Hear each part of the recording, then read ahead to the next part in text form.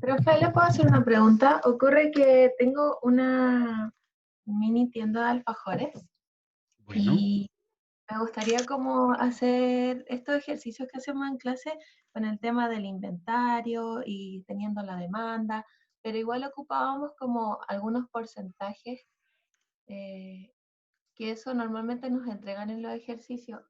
Con respecto a qué los obtengo como en la vida real. te refieres, por ejemplo, a ¿Cuál es la la? alfa, la beta, la gamma. Ajá. Vale, Y en también, general, como estuve el semestre pasado, más adelante también vemos como otros factores que esos como que nos entregan en los ejercicios. a ver, Entonces, en el caso de pronósticos, eh, el caso general o lo que uno tiene más problemas es para determinar la alfa, la beta y la gamma. ¿Sí? ajá, Muy bien, entonces, lo primero que nunca utilices un modelo eh, con estacionalidad, o sea, un alisado triple, si tú no tienes claro que tienes datos para cubrir esa estacionalidad, que ajá, en tu caso puede ser un problema. Porque yo entiendo que como es un negocio propio, muy probablemente no tienes datos históricos de hace 20 años. exacto. Entonces, no vas a poder detectar la estacionalidad. Una vez te has limitado, muy probablemente, no te digo que no tengas una estacionalidad, a lo mejor la tienes de lunes, viernes, jueves, digo, de semana, y entonces lo puedes hacer con la estacionalidad de semana. Generalmente lo que se recomienda en la literatura es utilizar valores chicos si tú crees que tu fenómeno es bastante estable. Por Ah, ok. tanto, utilizar un valor, por ejemplo, de 0,1, 0,15. Si tu modelo cumple, es correcto y realmente el sistema que tú tienes establecido funciona como toca, o sea, que no te has equivocado en el modelo que has escogido o que tu modelo no cumple las condiciones que son necesarias para hacer un alisado exponencial, que es algo que yo no cubro en clase. Si tu modelo cumple eso, eh, el sistema es bastante estable a valores diferentes de coeficientes. No es terriblemente malo. Te va a Ah, ok. funcionar más o menos bien igual. La otra opción que tienes es la que expliqué la última semana. Tú entrenas un modelo con un 75% de datos, por ejemplo, y después pruebas cómo se comporta en el otro 25% de datos. Y vas cambiando los valores de alfa y beta y gamma, si puedes utilizarla, hasta encontrar uno que realmente eh, cumpla lo que tú quieres. O sea, minimiza el error. Ajá. Pero dado el material que tienes en el curso, yo te recomendaría que lo hicieras por prueba y error, porque se trata de un problema de optimización, pero es un problema de optimización bastante difícil. Así que no te lo recomiendo que lo intentes resolver para ti. ¿Vale? Ajá. Para planificación, la cosa es bastante más fácil. No deberías de tener problemas para encontrar ningún valor, excepto el costo de inventario. Y el costo de inventario, la recomendación es utilizar entre un 40 y un 80%. Digo, el costo de inventario anual, la recomendación es utilizar entre un 40 y un 80% del valor de compra del producto. O sea, si a ti un alfajor te vale hacerlo 1.000 pesos, que supongo que no, que te vale menos, pues el coste de inventario normalmente se utiliza entre un 80 y un 100%. Digo, entre un 40 y un 80% de ese valor. Ajá. Lo mismo para el caso de inventarios deterministas. Se acostumbra a utilizar esa cantidad, ¿vale? Es lo que se usa. Para el caso de News Vendor no debería de ser mucho problema. Deberías de tener todos los datos. Y generalmente hay una cosa que se llama el costo de pérdida o del costo de buena voluntad, que Ujú. generalmente, aparte de lo que dejas de ingresar, se le añade un extra. Y ese extra es cómo de proclive o averso eres tú a la hora de tomar decisiones a que te sobren o a que te quedes corta. Ah, ok. Y eso es un valor que depende de la forma que tengas tú de entender tu negocio. no te puedo dar un valor único, porque no hay un valor único. Personalmente... En este caso sería como si hace falta, perdería clientes. Y ahí sería un costo Y más ese es elevado. el costo de oportunidad que estás atribuyendo tú a que, como no puedes servir, el cliente se va a otro sitio. Aparte de lo que dejas de ganar, si el cliente se va a otro sitio, a lo mejor no te vuelve a comprar nunca. Y eso es el extra de valor que tú le tienes que añadir, aparte de lo que dejas de ingresar. ¿Sí? Y después, pues que te sobre. Eso también tiene un costo. Porque quiere decir que ese producto no lo tirarás, a lo mejor te lo comes tú, pero no ingresas ese dinero. ¿Sí? Y esos dos valores son, uno, lo que te ha costado hacerlo, y el otro, lo que has dejado de ganar, o sea, la diferencia entre cuánto lo vendes menos lo que compras, más un extra que es el costo de buena voluntad, que es algo que tú te determinas sobre cómo te interesa a ti cubrir la demanda. Si quieres que normalmente te sobre o si te da igual que de vez en cuando pierdas ventas. ¿Sí? Generalmente esto es una de las cosas que yo, desafortunadamente o afortunadamente, depende de cómo lo quieras ver, no os explico con mucho detalle y que muy probablemente a alguno de vosotros le interesaría más que no el hecho exacto de hacer el cálculo, que es que yo explico un montón de números, pero después uno tiene que saber qué números tiene que introducir a la hora de hacer un cálculo. Y eso no es trivial.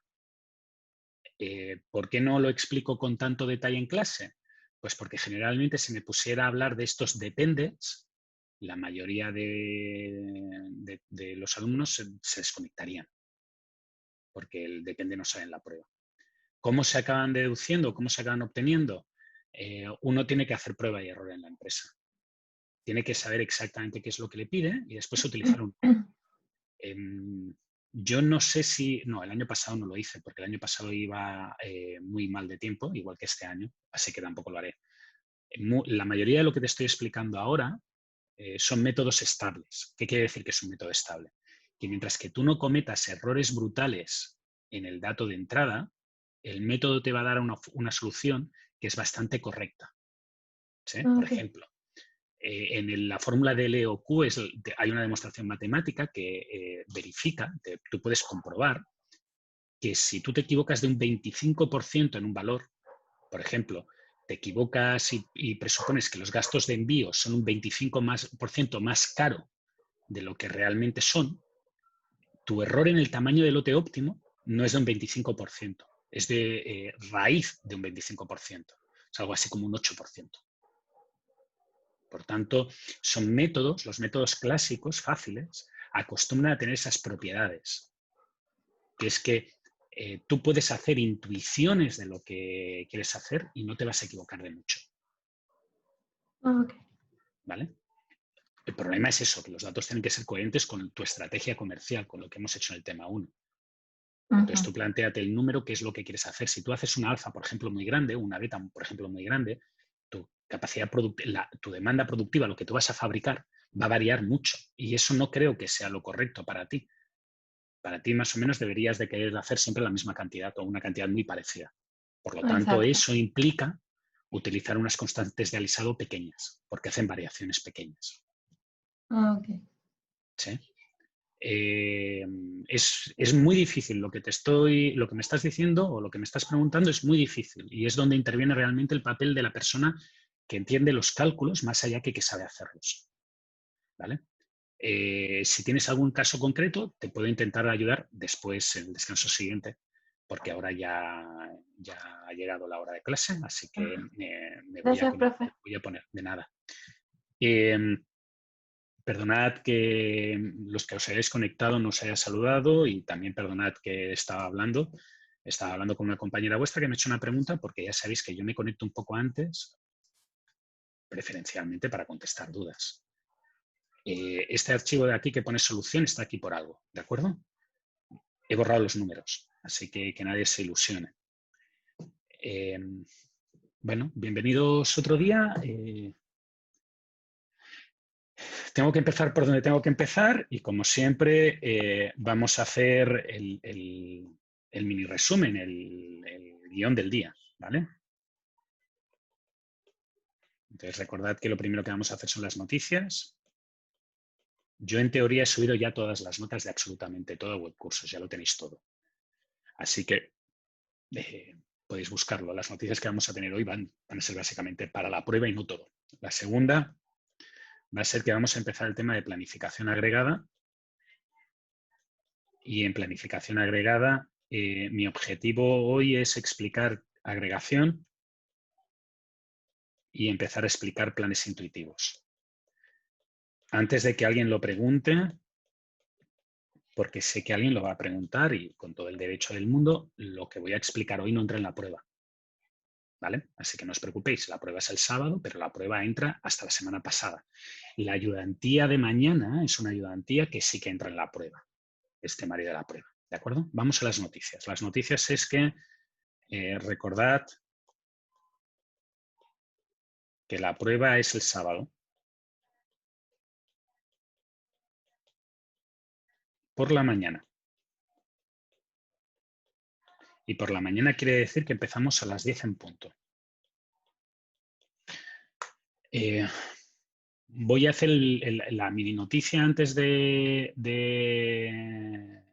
complicarnos, que es que muchos de vosotros puede ser que queráis tener algún tipo de horario especial de consulta o que haga ejercicios o cualquier cosa extra para la prueba. Y yo no tengo ningún problema siempre que me lo coordinéis vosotros.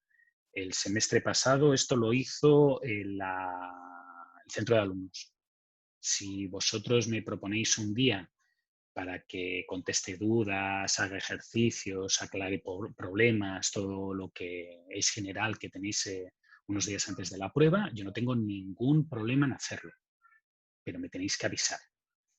El centro de alumnos el semestre pasado lo organizó, creo que dentro de su sesión de estudiatones, y yo no tengo ningún problema en volverlo a hacer, ¿de acuerdo? Eso implica que hoy no voy a contestar dudas de la prueba de contenido. Recordad que yo estoy disponible, no os diré 24/7 porque duermo, pero sí con una velocidad de respuesta bastante alta. Es parte de mi oferta de valor. Alguno de vosotros dice que estoy de mal humor todo el día. No es verdad. Simplemente que como sois vosotros parece que estoy de mal humor. Pero lo que sí que os aseguro es que respondo rápido a los correos e intento aclarar todas las dudas que tengáis por correo, ¿vale? Y eso es lo que os puedo explicar durante esta semana como extra. Simplemente pues me avisáis y yo atenderé. ¿De acuerdo? Muy bien. Ahora vamos a el contenido de la clase, digo, de lo que va a pasar durante esta semana, porque van a pasar varias cosas y es necesario que lo tengáis en cuenta. La primera cosa que va a pasar es que el miércoles vais a recibir un correo.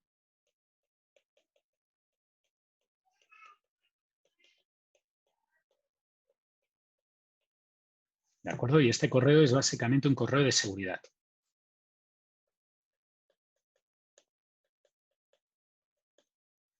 Es para verificar que realmente podéis recibir correos y que el programa que tengo yo para enviar las pruebas funciona.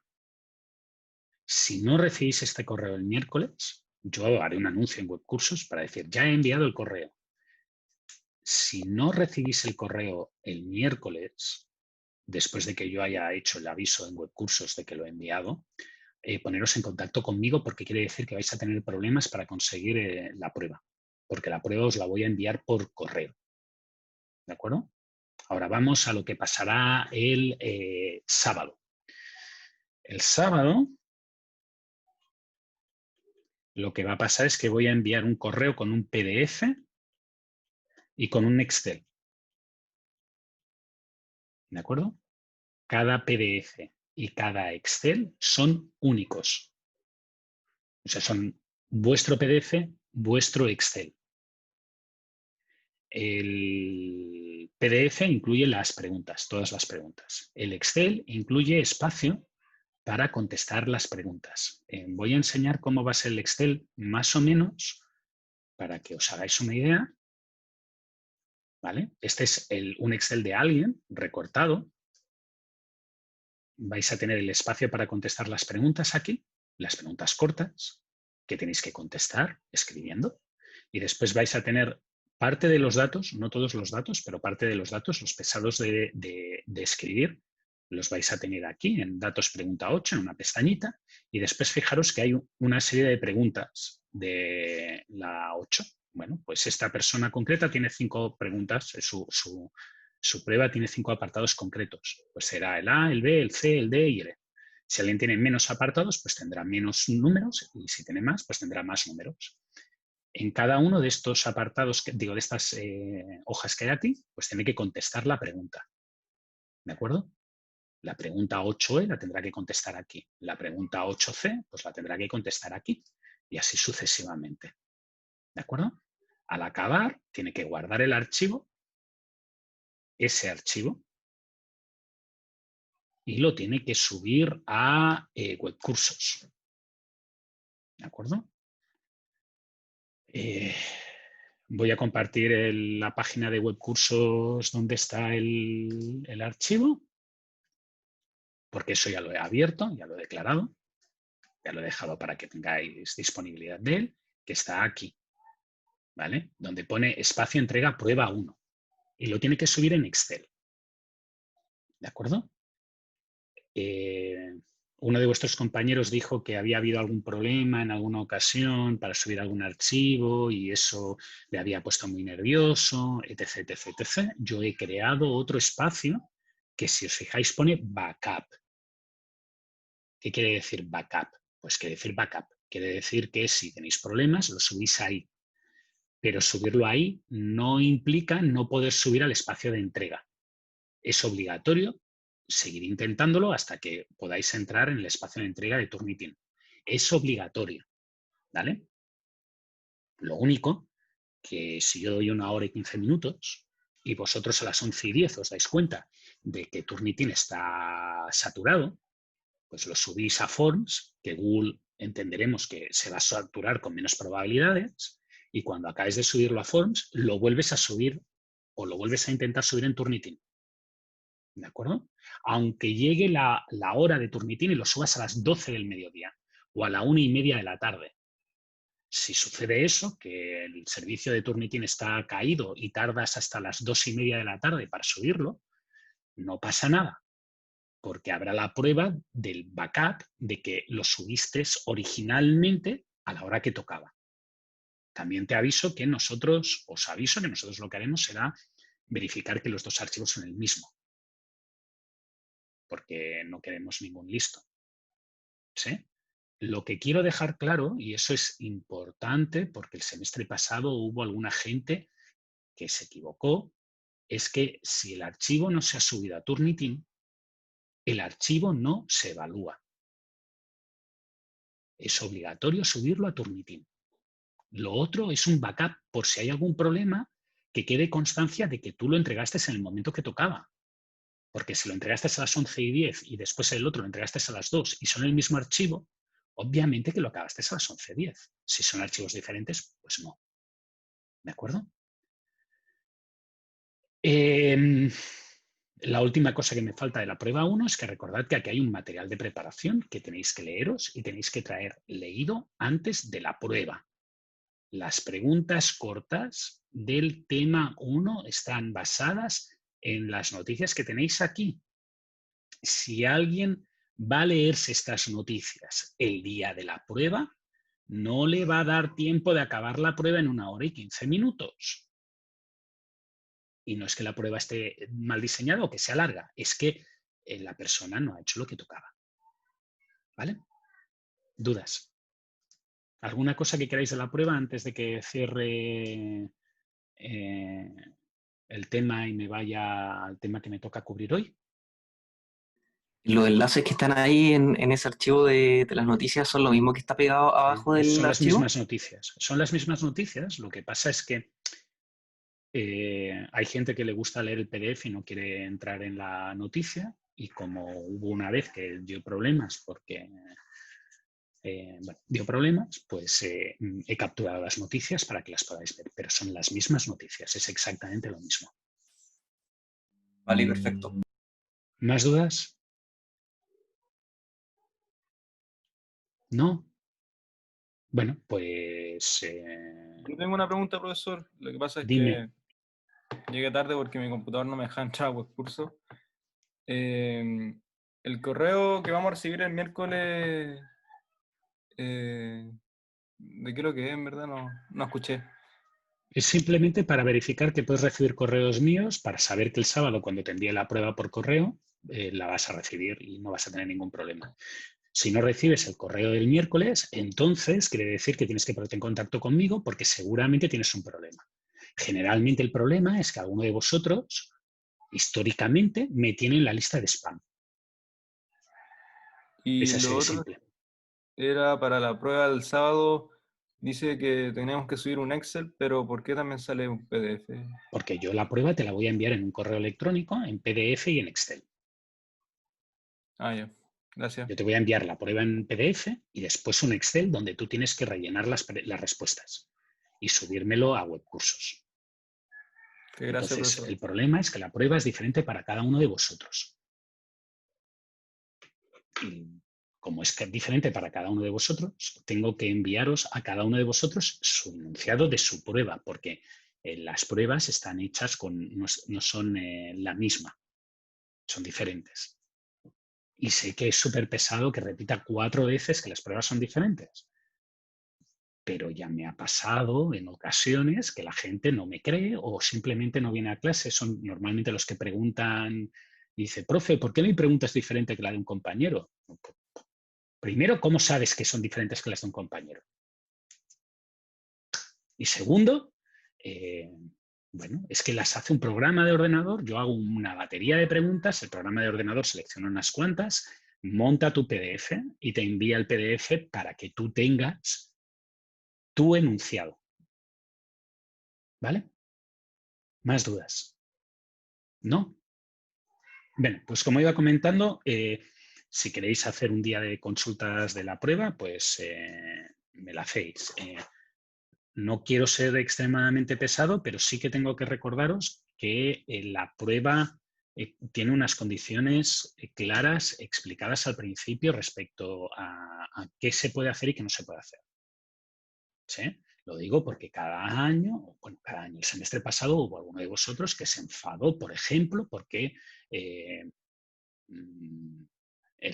enunciado pone claramente que tienes que escribir, digo que no puedes poner más fórmulas de las que toca y se tomó mal porque a pesar de que él había contestado bien el ejercicio, no se le pusiera todo el puntaje porque había utilizado más fórmulas de la que toca. ¿Vale? Intentad hacer lo que dice la prueba, porque es lo que os vamos a evaluar. Muy bien, y dicho esto, recordad, lo de hoy no entra en la prueba, sí que hay control, pero esto no entra en la prueba. Vamos a tener que pasar al tema 3, esto va a ir a la prueba 2. El tema que estamos viendo ahora o que vamos a ver ahora es lo que se llama planificación agregada. Y para situaros en qué es exactamente la planificación agregada, si no os importa, yo voy a utilizar un pequeño gráfico de la pirámide de decisiones que tiene una empresa. Entonces, fijaros que aquí tenéis los temas de estrategia.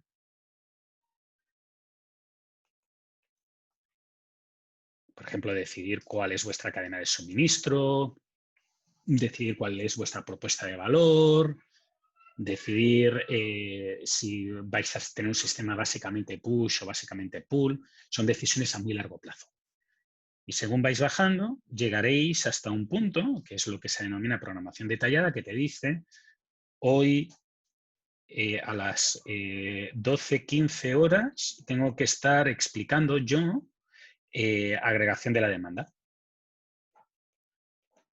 Traducido, cada una de las actividades que constituyen todo el proceso, indicados punto por punto, cómo se van haciendo. Eso significa que si os fijáis, según vamos bajando por aquí, las cosas se vuelven más detalladas.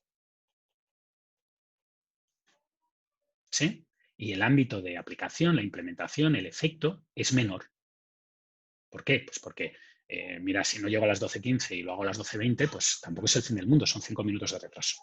Sin embargo, si yo hago una estrategia push y después resulta que no tengo material en los almacenes y tengo que empezar a recibir pedidos en backorder que voy a entregar tarde, pues significa un cambio completo de estrategia, y ese cambio completo de estrategia pues va a repercutir en mi imagen como empresa y va a repercutir en mis ingresos y en mis gastos. Un efecto muy grande, ¿vale? Según vamos bajando, las cosas van cambiando. El tema 1 estaba por aquí. El tema 2 es transversal y estaba por aquí. El tema 3 está por aquí. ¿Vale? ¿Qué es lo que vamos a hacer ahora? Es como un medio plazo. Y generalmente bebe de lo que nosotros hemos explicado en pronósticos. ¿De acuerdo? Para intentar explicar más claramente qué es un plan estratégico, qué es un plan agregado, yo voy a utilizar un ejemplo que para mí es muy significativo porque es un ejemplo que viví cuando era niño. Alguno de vosotros puede ser que no le resulte tan interesante porque obviamente no fuisteis niños cuando yo fui niño y vuestro papá es otro papá. Así que os pido que hagáis una pequeña traslación de ideas entre lo que os voy a explicar y lo que podría haber sido en vuestro caso. Mi padre era ingeniero y entre las muchas labores, bueno, es ingeniero, aún está vivo, lo que pasa es que ahora está retirado. Entre las muchas labores que tenía, una de las cosas que tenía que hacer era hacer un plan anual de inversiones. ¿Sí? Él era el responsable de la distribución eléctrica en una región cercana a Barcelona y entre sus ocupaciones, más o menos en octubre, noviembre, le pedían un presupuesto, su dirección, de cómo iba a o qué había que hacer en las instalaciones de distribución para mantenerlas al día. ¿De acuerdo? Entonces, ¿qué hacía mi padre? Mi padre tomaba, miraba más o menos un pronóstico de la carga de trabajo de cada mes,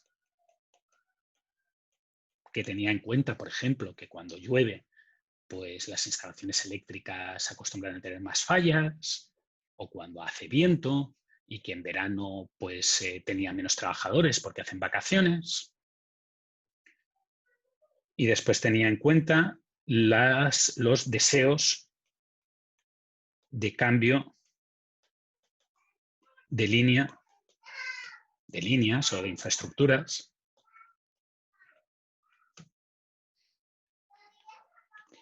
en mal estado. ¿De acuerdo? Y estos dos, y como respuesta a este plan de inversiones, daba un plan de trabajo.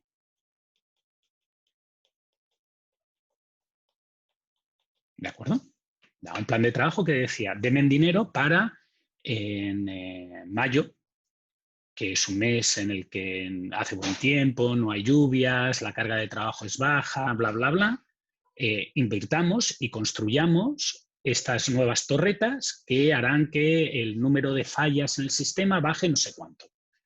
En julio y agosto, pues con el personal que tengo no hago mantenimientos. El mantenimiento lo vamos a hacer en octubre y en noviembre, y así sucesivamente. Y básicamente lo que hacía era un plan total, mes a mes, de qué iba a hacerse cada mes. ¿De acuerdo? Pero es un plan, y quiero que quede claro que es un plan. ¿Sí? Después resulta que uno había hecho un plan que decía que en abril iba a hacer una reparación de no sé qué, o en abril iba a instalar una nueva bobina o lo que sea, y después resulta que en abril habían tormentas y aguaceros y se caían las líneas y había que hacer, en vez de eso, a conseguir que retornar a tener distribución eléctrica, pues lo primero era lo primero. ¿Sí? Por tanto, fijaros que este plan era como una especie de, tomaba como input las estimaciones de trabajo,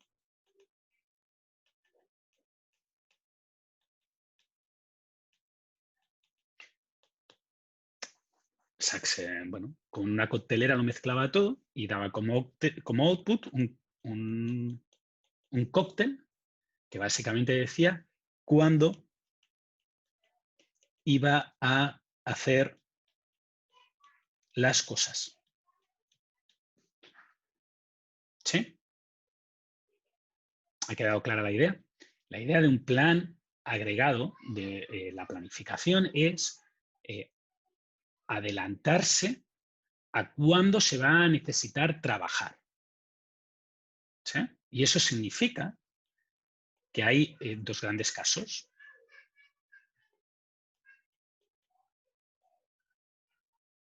El primero es el caso trivial, que es el caso que la mayoría de alumnos creen que tienen y en realidad es el más raro. El caso trivial es el caso en el cual la demanda de un producto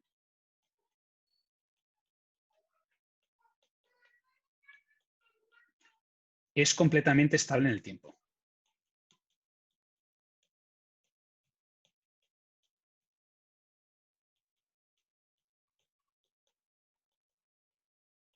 O sea, lo que uno entendería como un alisado simple. ¿De acuerdo? En este caso, si uno tiene una demanda completamente estable en el tiempo, la planificación de trabajo es trivial.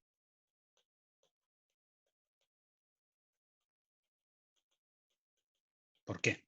Pues porque si uno sabe que tiene que hacer 80 unidades o tiene una demanda de 80 unidades al día, lo único que tiene que hacer es tener trabajadores para que hagan 80 unidades al día y punto. ¿Sí? A lo mejor un poquito más para tener algo de margen, pero el recurso y su consumo están completamente alineados y eso facilita enormemente el trabajo. ¿Sí? El problema en el cual a nosotros nos interesa trabajar o en el que nosotros nos vamos a encontrar, en general, es el caso no trivial. Y el caso no trivial corresponde al caso en el cual uno tiene variaciones entre la demanda y la capacidad. ¿De acuerdo? Y este es el problema gordo. ¿Qué significa que tiene una variación entre la demanda y la capacidad?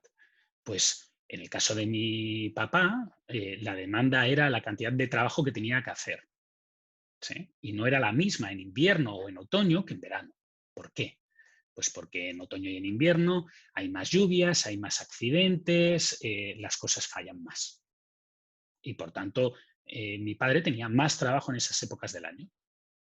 Sin embargo, la capacidad de trabajo, que era su plantilla, pues era una plantilla fija. Él no tenía trabajadores por hora. Tenía gente que llevaba centenares de años, porque la electricidad en España hasta hace poquito era monopolio del Estado. Y aún a día de hoy, por otros motivos que no vienen al caso, pero que comentaremos posteriormente cuando vengan al caso, a las empresas acostumbra interesarles tener plantillas lo más fijas posibles. Traducido, no ir contratando y descontratando gente a voluntad, sino mantener una cierta plantilla fija a lo largo del tiempo. Y eso significa que la capacidad laboral que tenía en algunos meses era muy alta, comparado con la demanda, y en algunos meses era muy baja, comparado con la demanda. ¿Sí? Y ese desajuste que se acostumbra o que acostumbra a estar asociado a problemas en los cuales uno tiene que hacer un alisado triple, la estacionalidad, son los problemas en que uno tiene que hacer un plan de producción o un plan agregado, un plan de capacidad. ¿De acuerdo? Mirároslo desde otra perspectiva. Vosotros en teoría, a lo largo del semestre deberíais de hacer un plan agregado de capacidad. ¿Por qué? Pues porque vuestra carga laboral es diferente al principio del semestre que al final del semestre. ¿Sí? La mayoría de quejas de los alumnos a lo largo de mi vida como docente son: profe, es que tengo demasiado trabajo esta semana. ¿Sí? Que quiere decir que me han puesto 4 pruebas esta semana y entonces esta semana no me da tiempo de estudiar para las 4 pruebas. Eso es un desajuste entre demanda y capacidad. ¿Por qué? Porque vuestra capacidad es fija a lo largo de todas las semanas, pero nosotros como profesores no os pedimos lo mismo todas las semanas. ¿De acuerdo? Algunas semanas os pedimos más y otras semanas os pedimos menos. A las empresas les pasa lo mismo y generalmente eso está causado por un efecto de estacionalidad. ¿Sí? Las cargas de demanda son diferentes en épocas del año. Y el caso más evidente, sobre todo porque estamos en Viña, es ver la cantidad de gente que hay aquí comprando en verano y la gente que hay comprando en invierno. Fijaros en los restaurantes, si están más llenos en verano o están más llenos en invierno. Ahora no, ahora están todos vacíos, o semivacíos. Creo que en Concón sigue habiendo Profe, eso le restaurantes iba a decir. abiertos. Acá en Concón está llenísimo, Bueno, como pero si es fuera que verano. pero eso sois vosotros, que sois especiales. Nosotros, como vivimos encerrados, pues me han dicho que en Concón eso sí dejan una mesa vacía entre medio. No lo sé. Yo no puedo decir porque no tengo auto y estoy en la zona. Yo soy de los que cumplo la cuarentena estricta, así que a lo que me refiero. Fijaros que es evidente que tiene que haber una diferencia, que hay una diferencia entre una cosa y la otra. Y las maneras de hacer, de solucionar esa diferencia, no puede ser esperar a que suceda para solucionarlo. ¿Vale? Y eso es lo que voy a intentar explicar ahora. ¿Qué acciones tenemos para solucionar estos problemas? Tenemos lo que se llaman acciones reactivas y lo que se llaman, acciones proactivas. Vale. Las acciones proactivas consisten en alterar la demanda. O sea, si yo tengo una capacidad productiva estable y tengo una demanda que es variable, voy a hacer que la demanda deje de ser variable y se vuelva más estable. ¿Sí? Por ejemplo, las campañas de descuentos en los autos. ¿Cuándo suceden las campañas de descuentos en los autos? Cuando no se venden autos. ¿Y cuál es el objetivo de dar un descuento en un auto? Pues el objetivo es acelerar la compra de ese auto. Por tanto, trasladar la demanda del punto crítico a puntos en que no hay demanda. ¿Qué es en el fondo el Cyber Monday o el Bloody Friday o como se llame el otro? Es un intento de trasladar parte de la demanda de Navidades en las cuales la capacidad productiva, la capacidad de los centros comerciales se ve saturada porque la gente quiere comprarlo todo al final, trasladar esas compras del final hacia adelante. ¿De acuerdo? Y por eso le llamo proactivo, porque tú estás modificando la demanda. ¿Sí? Eso es una técnica que se la dejo a los de marketing. ¿De acuerdo? Yo no voy a alterar la demanda porque está más allá de mi concepto, de lo que normalmente hacemos. No quiere decir que al final del todo haya un momento en que vamos a hacer algo de ese tema, pero muy poquito. Vamos a las técnicas reactivas. Las técnicas reactivas son alterar la capacidad productiva.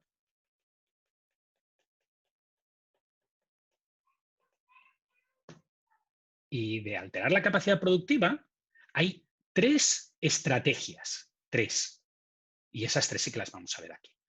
Y no quiero decir que sean aplicables siempre. Hay algunas de las 3 que os voy a proponer que no son aplicables siempre. Y hay algunas de las 3 que sí que lo son. Por tanto, dependiendo de tu negocio, dependiendo de lo que vas a poder hacer o no, ¿vale? La primera técnica es cambiar la capacidad productiva.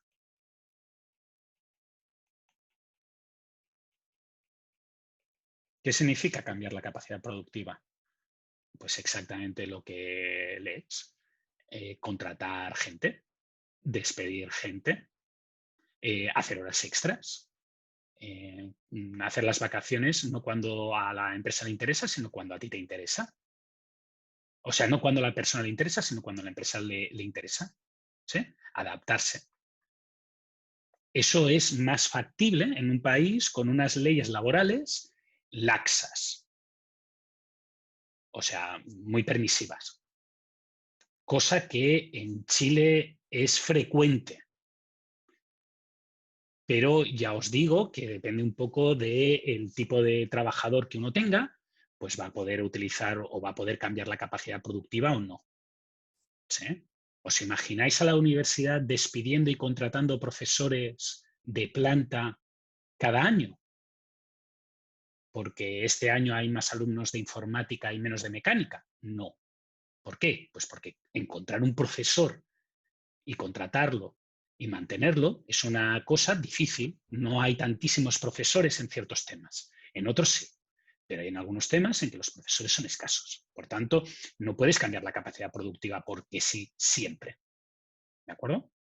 Las otras dos alternativas, la primera es avanzar y estocar. Si queréis, lo voy a escribir en castellano porque últimamente me da la sensación que escribo cada día peor. ¿Sí? Y eso es lo que hace, por ejemplo, las fábricas de bebidas, que saben que en verano la gente consume más refrescos y más cerveza. Pues lo que hacen es, en invierno, almacenan. Y es lo que hacen las fábricas de bebidas alcohólicas, porque saben que en septiembre y en diciembre el consumo de alcohol en Chile es superior. Marzo, abril, mayo, junio, pues almacenan licores para venderlos en esas épocas en que se consume más licor. Así de simple. ¿Sí? Obviamente hay sectores en que avanzar e inventariar no funciona. Por ejemplo, en el sector del turismo es un poco loco o es un poco imposible que alguien me diga que, bueno, su cama estuvo preparada hace 4 meses. A mí me da igual, yo quiero dormir hoy. No quiero dormir hace 4 meses, hace 4 meses ya dormí. ¿De acuerdo? Por tanto, esa estrategia es factible en algunos casos. ¿Sí? Finalmente, tenemos la opción de retrasar la entrega.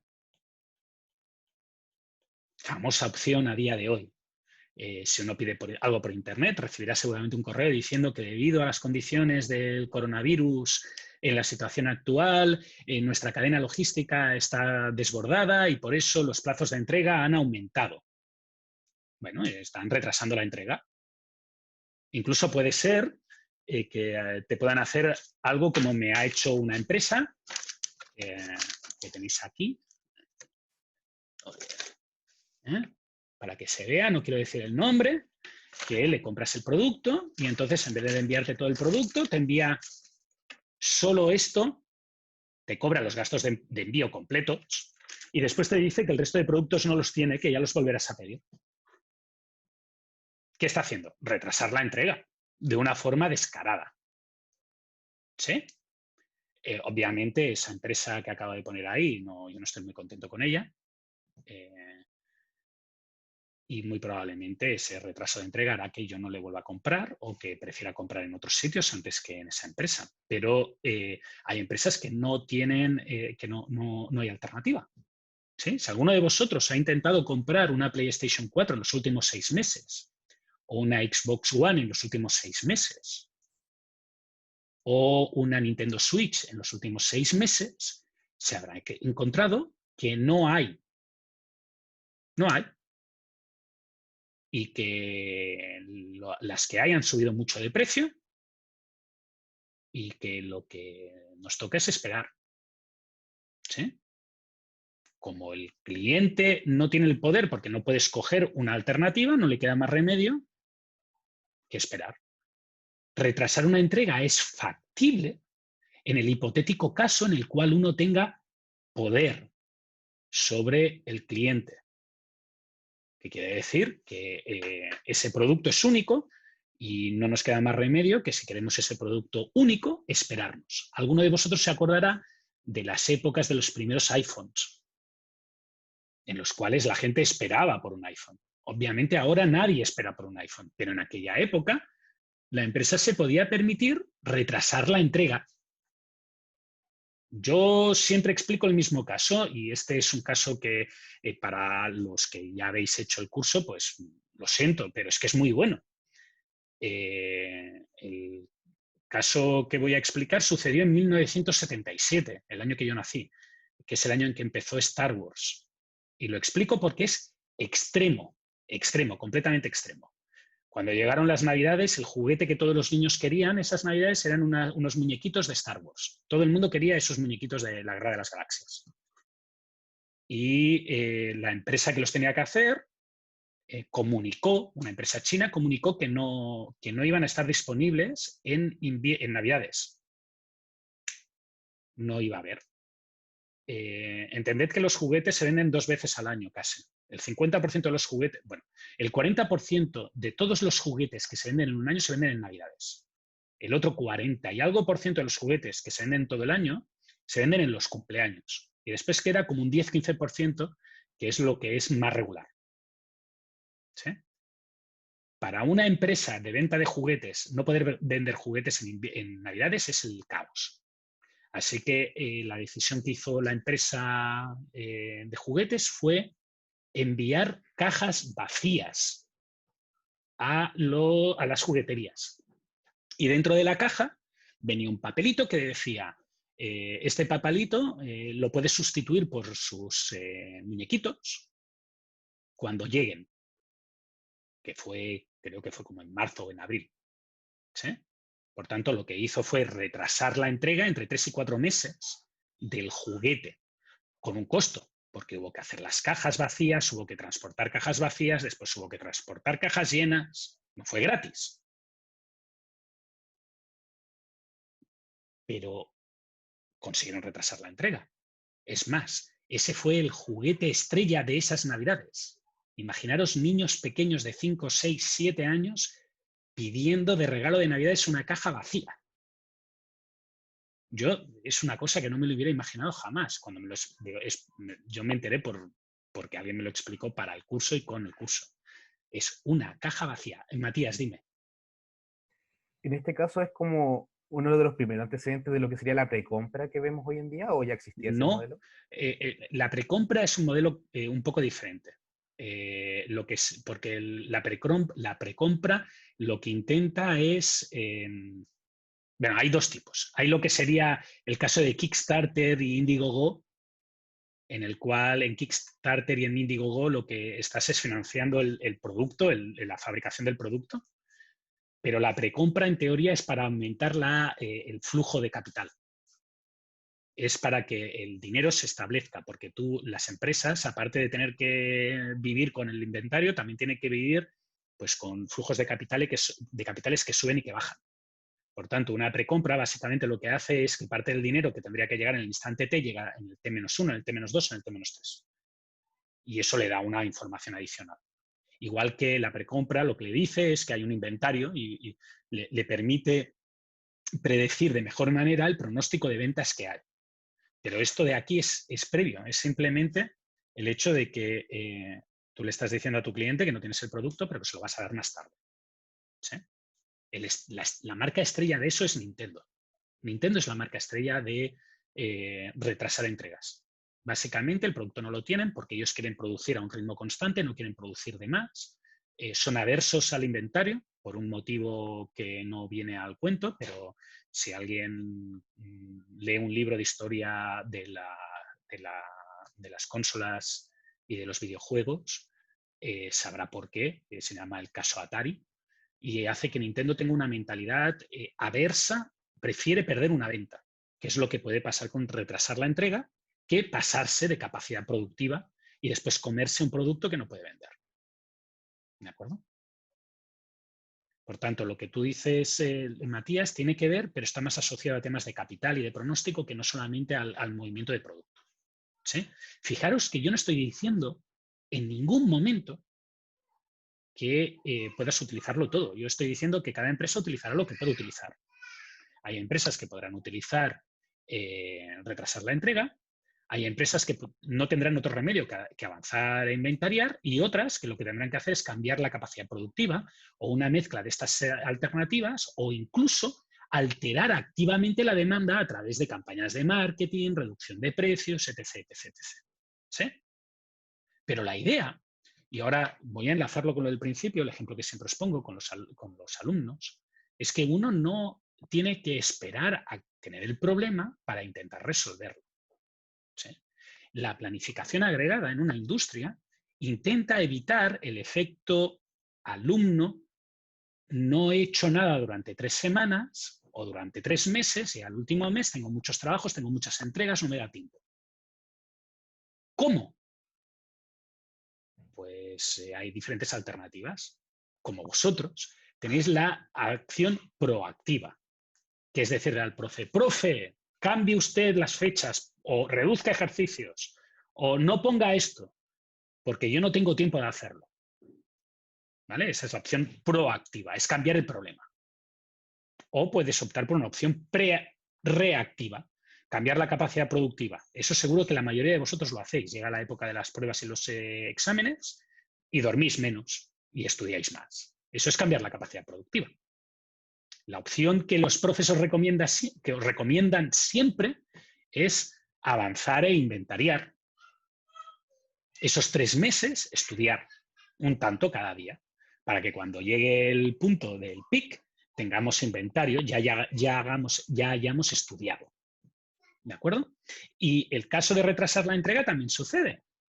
Es convencer al profe de que cambie la fecha.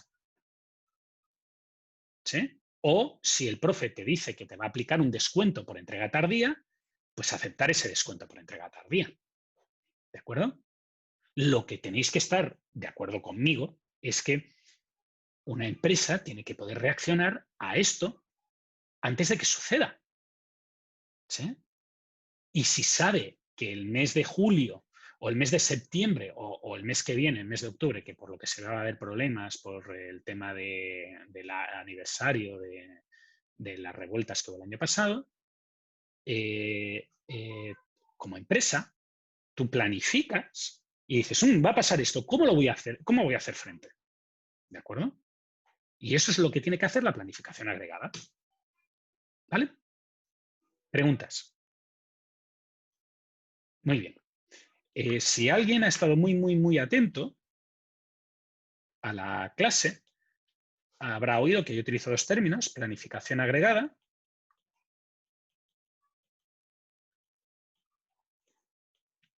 pero solo he explicado uno, que es planificación. ¿Sí? Que es hacer un plan.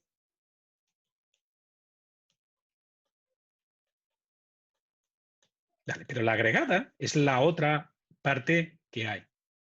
Y la agregada básicamente lo que dice es, dado el nivel de incertidumbre, porque estoy haciendo un plan, voy a crear una idea genérica de lo que hay que hacer.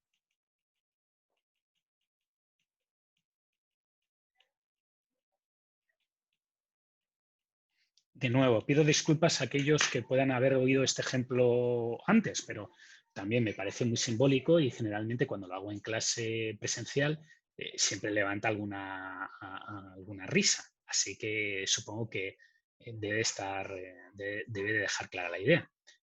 Suponer que sois una empresa de autos, sois un fabricante de autos, ¿de acuerdo?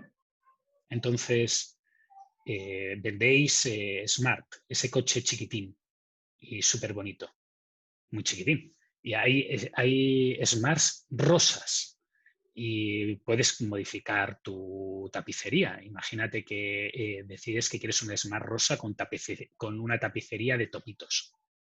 ¿Sí? ¿Cuántos Smart rosa con tapicería de topitos se deben de vender en un año? 1, 2, a lo mejor hay más gente con mal gusto o con gustos así. 5, o mejor, con una tapicería de Hello Kitty. Alguno habrá, ¿no? Que la quiera, pero no muchos. Ahora bien, si tú te planteas el volumen completo de todo lo que tiene que vender esa empresa, esos Smart que tiene que vender, a lo mejor el caso del rosa de Hello Kitty es un extremo, pero seguro que también hay un extremo de alguien que quiere un coche en verde fosforito con una tapicería de Hulk y otro que quiere un coche todo negro y con símbolos de Kiss y miles de cosas, hay miles de variantes. Obviamente la mayoría utilizarán un coche estándar y todo lo que quieras, pero de lo otro son tantísimos casos extremos diferentes que al final uno tiene millones y millones y millones de casos. O sea, las empresas de autos reconocen que ellos podrían fabricar autos diferentes. Todos los autos diferentes, porque dan tantas alternativas al cliente que si uno hace la combinatoria de todas las alternativas del acabado, la tapicería, el motor, diésel gasolina, 3 asientos, 5 asientos, descapotable, no sé qué, bla, bla, bla, empiezas a hacer toda la combinatoria y salen más autos que más posibles autos que autos. Entonces, a la hora de hacer un plan para ver cuánto tiene que fabricar esa empresa que hace Smarts, si uno se va al centro y analiza qué va a pasar el año 2021, la verdad es que no le interesa absolutamente nada saber si el Smart que va a fabricar es rosa o si es rojo o si la tapicería es de un color o de otro. Por tanto, el plan que hace del número de autos que tiene que fabricar, en realidad es un agregado. Considera medidas agregadas. ¿Sí? Considera tantísimos autos o tantas horas de trabajo.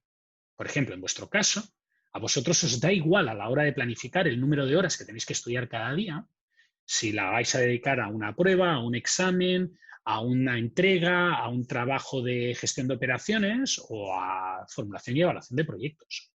A vosotros lo que os interesa es saber el número de horas que vais a tener que dedicar. Por tanto, el primer problema que aparece a la hora de hacer cualquier cálculo de gestión de planificación agregada es esta agregación.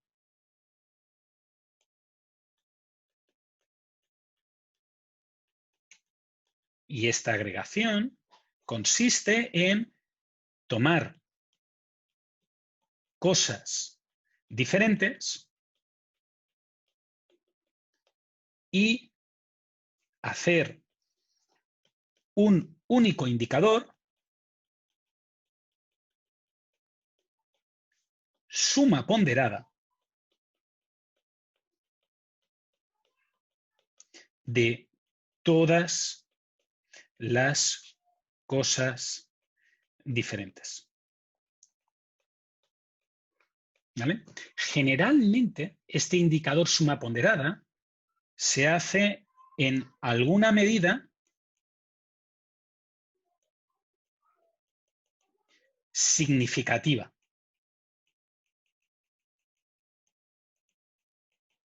¿Sí? Por ejemplo, en autos. Tengo que fabricar o voy a fabricar 12.000 autos por mes.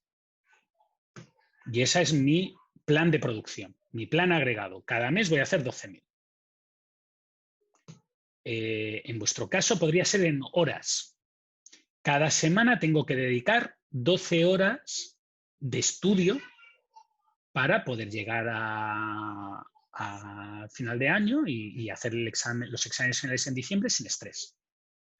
En otros casos se utiliza plata y eso es muy habitual, mucho. Es muy habitual decir la capacidad o el nivel de fabricación que tiene que hacer mi fábrica de embutidos o de fiambres equivale a 120 millones de pesos de facturación al día. Y esos fiambres que valen 120 millones de pesos de facturación en día pueden ser tanto jamones como salchichas, como salami. Pero el agregado se calcula asociado a una métrica común en la cual la empresa se siente cómodo trabajando. ¿Sí? Eso es el primer aviso. Y el segundo aviso importante es que esta métrica común en la cual la gente se tiene que sentir a gusto trabajando, tiene que estar o tiene que ser relativa a la capacidad, al cuello de botella.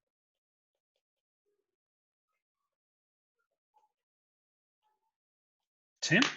Y eso es importante. Creo que el tema 4 habla mucho del cuello de botella, por tanto no voy a entrar en mucho detalle de lo que es un cuello de botella, pero todo el mundo tiene la idea básica de qué es un cuello de botella.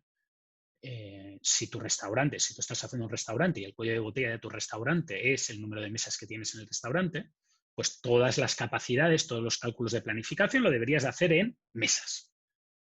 Pero si, por ejemplo, tu fábrica, el cuello de botella es la mano de obra, pues seguramente la medida de capacidad que deberías de utilizar son las horas hombre.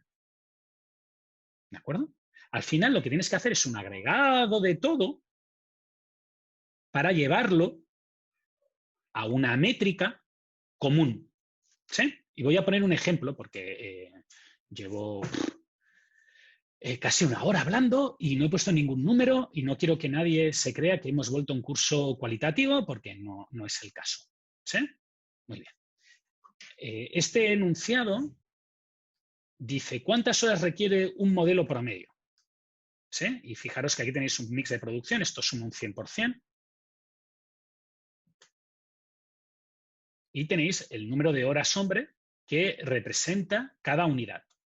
El ejemplo típico que yo pongo en una prueba no es este. El ejemplo típico que yo pongo en una prueba es que os digo que hay que hacer 87 unidades de este producto, 44 unidades de este producto, 26 unidades de este producto, 81 unidades de este producto y así sucesivamente.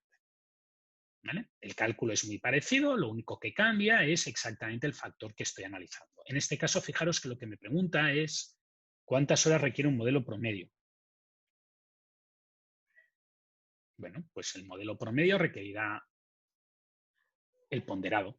Fijaros que yo había dicho aquí suma ponderada. ¿Sí? El ponderado. Por tanto, en este caso concreto, fijaros que lo que saldría es que el autopromedio o el modelo promedio usa 0,32 por 4,2, porque el 32% de las veces usa 4,2 horas, 0,21 por 4,9, 0,17 por 5,1, 0,14 por 5,2, 0,1 por 5,4 y 0,06 por 5,8. Y este será pues, el número de horas promedio. ¿De acuerdo? No hay más. He hecho un ponderado. Es como si os dijera, y ahora voy a poner otro ejemplo diferente, que es el típico que sale, o más típico que sale en las pruebas. Resulta que mi fábrica hace, o que mi empresa tiene 3 productos. El producto A, el producto B y el producto C. ¿De acuerdo? Y ahora, para hacer un plan agregado, lo que tendría que hacer es transformar todo esto en un producto único. ¿Sí? Resulta que el cuello de botella en esta empresa es el número de horas que se necesitan. Por tanto, fijaros que para hacer una unidad del producto A me lleva 2 horas, una unidad del producto B me lleva 1 hora y una unidad del producto C me lleva 3 horas. Y ahora, en enero, la demanda que he planificado, mi planificación de necesidades dice que tengo que hacer 150 de A, 200 de B y 300 de C. Y en febrero tengo que hacer 100 de A, 150 de B y 200 de C. ¿Vale?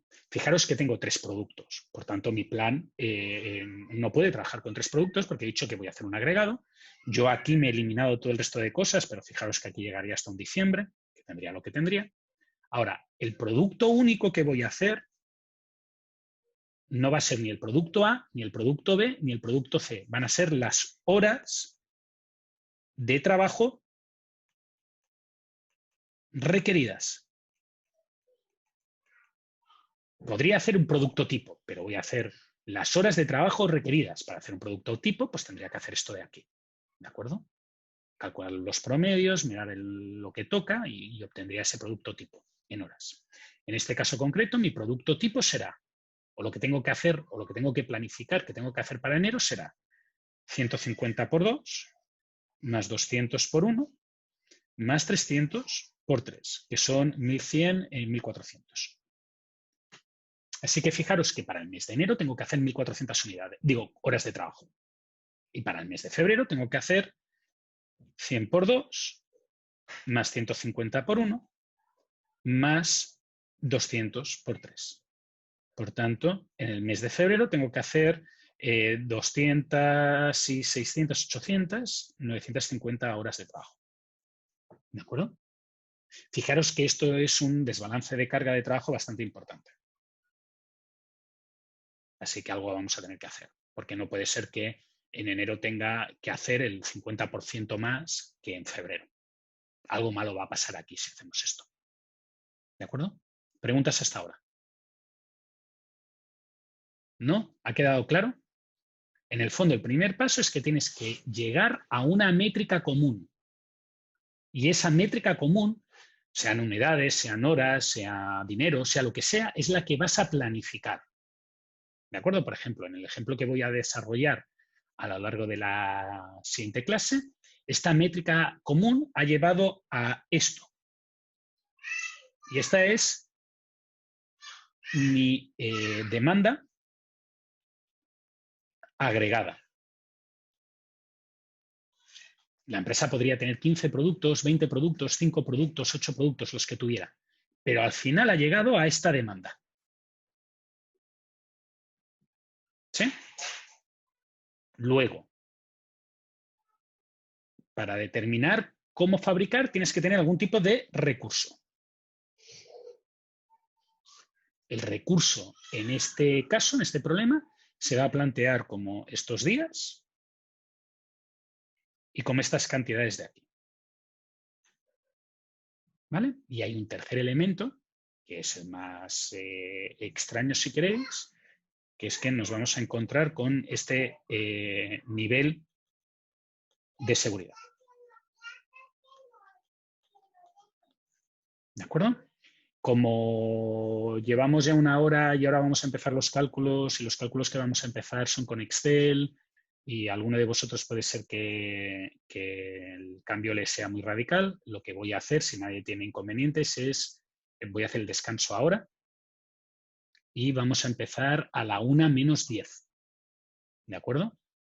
¿Por qué? Pues porque ahora me va perfecto el descanso para empezar este problema. Este problema básicamente lo vamos a hacer en el Excel, que es como os lo voy a pedir en la prueba. Si continúo con los 10 minutos se va a quedar como entrecortado porque no vais a ver todo. Así que prefiero parar ahora y empezar dentro de 20 minutos, después del descanso, con la resolución del ejercicio. Si nadie tiene problemas respecto a eso, eso significa que vamos a parar la clase ahora y la retomamos dentro de 20 minutos. 1 menos 10.